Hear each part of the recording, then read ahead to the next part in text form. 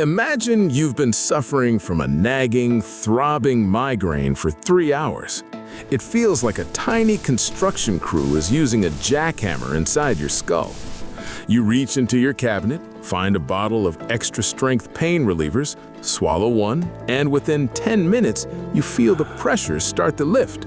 You breathe a sigh of relief.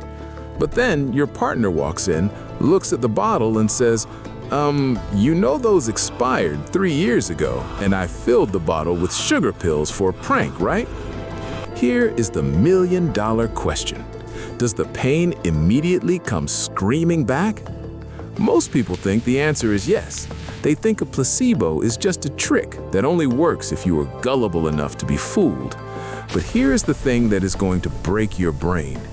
Even after you find out that pill was fake, the pain usually stays away. Look, we have been taught that the placebo effect is just a medical glitch, a nuisance that scientists have to filter out during drug trials. But that is a massive misunderstanding of one of the most powerful pieces of biological machinery you own. I genuinely want you to understand this, because once you realize that the placebo effect works even when you know it's a fake, you realize you have a literal pharmacy inside your head that you have been completely ignoring. But before we get to the modern science, we have to look at where this all started. Because humans have been using fake medicine to get real results for centuries. In the late 1700s, a doctor named Franz Mesmer claimed he had discovered a vital fluid called animal magnetism. He would wave magnets over patients, or just his hands, and people would fall into trances and wake up cured of their ailments. It was the biggest craze in Paris. King Louis XVI was skeptical, so he put together a dream team of scientists, including the great Benjamin Franklin. They conducted what was essentially the first blind test in history. They blindfolded patients and told them they were being magnetized when they weren't, and vice versa. What they found was shocking. The vital fluid didn't exist. People only got better when they thought they were being treated. Franklin and the king dismissed it as imagination, but they missed the bigger point. If imagination can cure a paralyzed limb or stop a fever, shouldn't we be studying the imagination? Fast forward to 2010, a group of researchers at Harvard decided to take Franklin's imagination and put it under a microscope.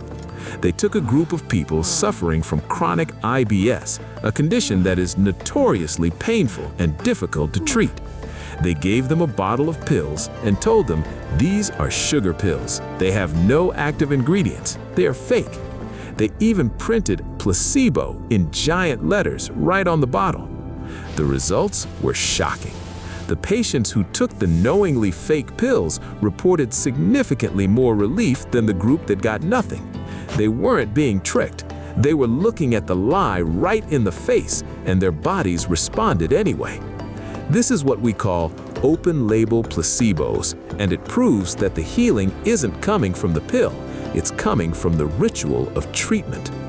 To understand why, we have to look at your brain not as a camera recording reality, but as a prediction machine. Think of your brain like a high-end weather forecaster. It isn't just reacting to the rain, it is constantly trying to guess when the rain will start so it can tell you to grab an umbrella. When you go through the ritual of healing, seeing a doctor in a white coat, hearing the crinkle of the paper on the exam table, the sensation of swallowing a pill, your brain receives a massive data set of healing cues. Even if your conscious mind says, hey, this is a sugar pill, your subconscious prediction engine says, I recognize this pattern. This pattern usually ends with us feeling better. So it starts preloading the chemicals. Your brain begins releasing endorphins, dopamine, and natural opioids into your system. It's a biological Pavlovian response. Just like Pavlov's dog salivated at the sound of a bell, even when there was no meat, your brain releases pain relief chemicals at the bell of the medical ritual. But if the placebo is the hero of our story, we have to talk about its evil twin, the nocebo effect. This is where things get dark. If a positive expectation can cure you, a negative expectation can quite literally kill you. There are documented cases of people being told by a doctor that they have 3 months to live, only for the autopsy to reveal the doctor was wrong. The patient didn't have terminal cancer. They died because their brain predicted death and shut the body down to match the expectation. In clinical trials, patients given a sugar pill but warned of side effects like nausea or headaches often actually develop those symptoms. Their brain creates the headache out of thin air because it was told to expect one. So your health isn't just a result of the germs in the air, it's a result of the stories you tell yourself about those germs.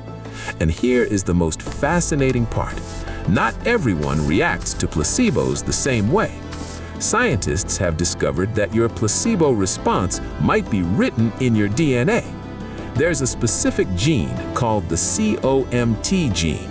It controls how much dopamine is available in your prefrontal cortex. People with a certain version of this gene, the high dopamine version, tend to be much more sensitive to the placebo effect. They're the super responders.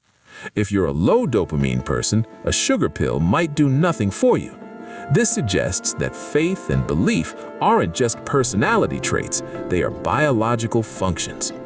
But let's go back to the most extreme example, the sham surgery. This is one of the most controversial and fascinating parts of medical history.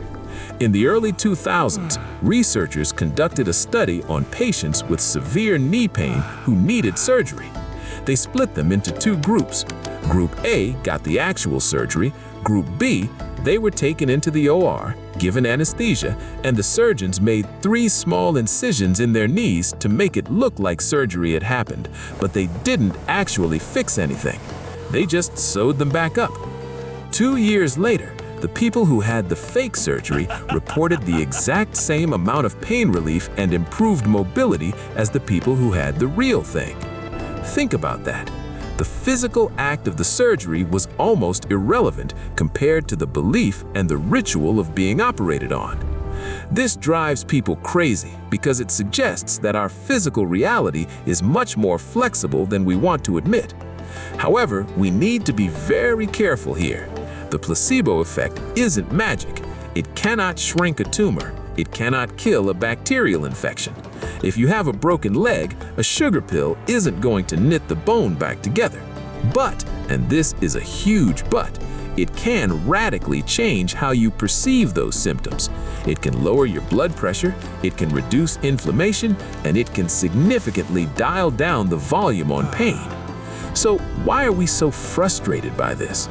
We hate the idea that our real problems can be solved by fake things. But the placebo effect is the most genuine, real thing there is. It is your body's own internal survival mechanism. And if you're a maximizer who only wants the best objective medicine, you might actually be making yourself sicker by ignoring the psychological side of healing. So, if you want actionable advice on how to use this, you need to start respecting the power of your own rituals. Look, if you take a vitamin every morning, don't just gulp it down while checking your emails. Your brain is a data hog. Give it more data. Take a deep breath, focus on the act of taking it, and consciously tell yourself, this is me taking care of my body. You are feeding your prediction engine. Create positive healing associations. If you drink tea when you're stressed, make it a dedicated ritual. The more consistent the ritual, the more your brain will recognize the cue and start the chemical release. We live in a world that is obsessed with the active ingredient. We want the chemical, the drug, the quick fix. But we're forgetting that we are the ones who make those chemicals work in the first place. You are the laboratory. You are the chemist.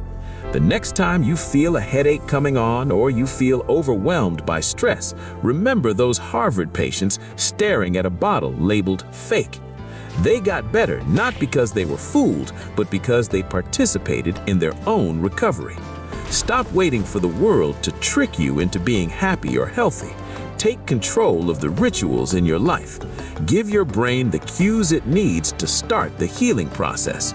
You have the absolute power to change your internal chemistry. You just have to start showing up for the ceremony.